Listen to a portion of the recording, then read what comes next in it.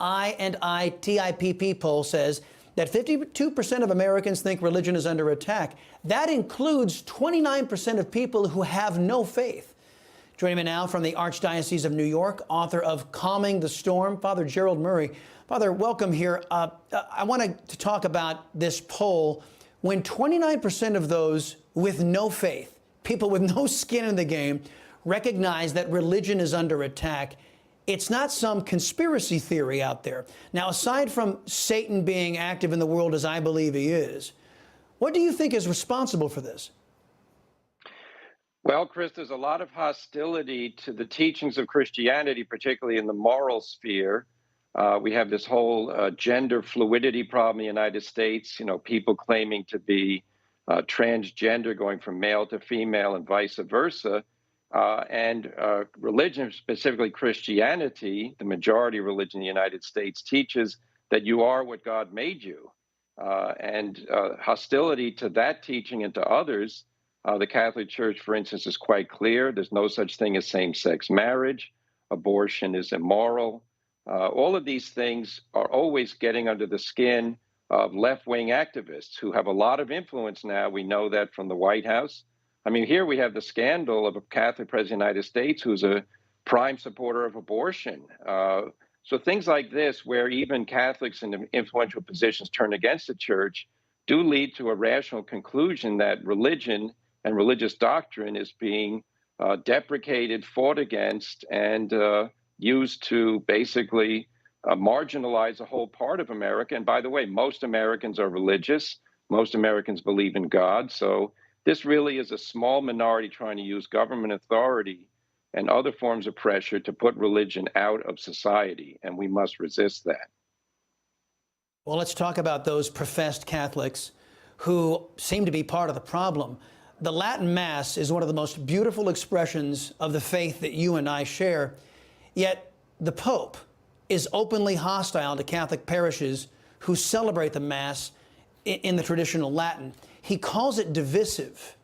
Isn't the Pope guilty of what he accuses the Latin Mass parishes of being, divisive? Well, this is one of the real sorrows and problems for the Catholic Church right now, that the Pope, who doesn't personally like the Latin Mass, fails to understand why other people do. And back in the summer, in July, he issued a document which puts extreme restrictions on the Latin Mass.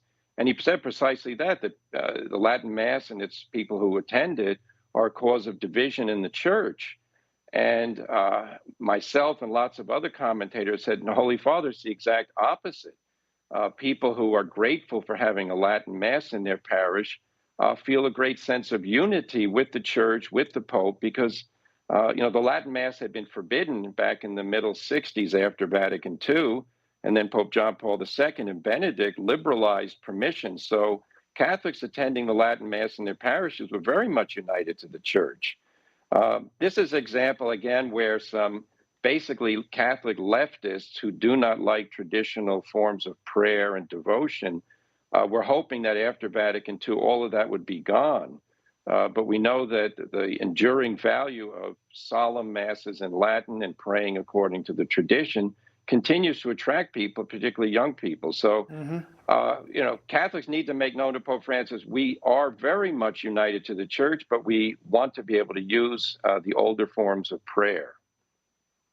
Yeah, Father, I want to share a story. I was traveling from San Diego to Texas on Sunday. As a result, I wasn't able to attend Mass. There was a group of about 12 kids, and they were reading scripture and singing, praising God in the terminal as I was waiting for my plane. I thought it was beautiful, but some shrew with obvious hate in her heart for Christians yelled at these kids, "Put on your masks." Her son, her delinquent son, then followed behind her saying, "People don't want to hear you talk about your God. They just want to catch a flight in peace."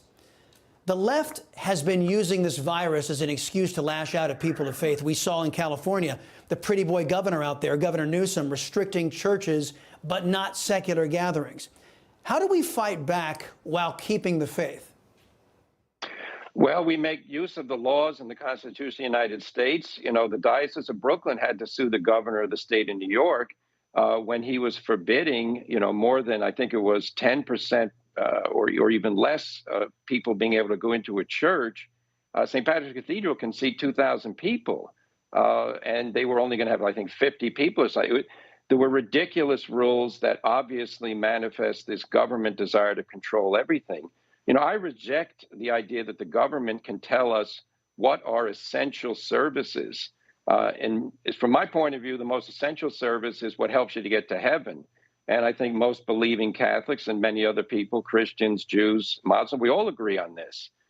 We're here for a time on earth, but we have an eternal destiny. Government and the United States Constitution is not allowed to interfere with the free exercise of religion, but that's certainly going on. And hostility by private citizens in airports, that's just uncalled for. We need to respect the fact that people who believe in God are not harming anybody else when they say a prayer. And people who attack them are being rude and really violating their right to have a peaceful coexistence in the United States. Mm-hmm. And I'm sure if those kids who weren't starting any trouble, were just worshiping God there in the terminal, had been doing something untoward, looking at porn or whatever, nobody would have said a thing, and this harpy wouldn't have said a thing. Father Gerald Murray, sir, thank you very much. Appreciate the visit, as always, here on the Salcedo Show. After the last election, liberty-minded Americans are facing a difficult question. What do we do now? We do have a plan to stop them. This is the only plan that bypasses Biden and Congress to save the republic. Sign the petition at conventionofstates.com.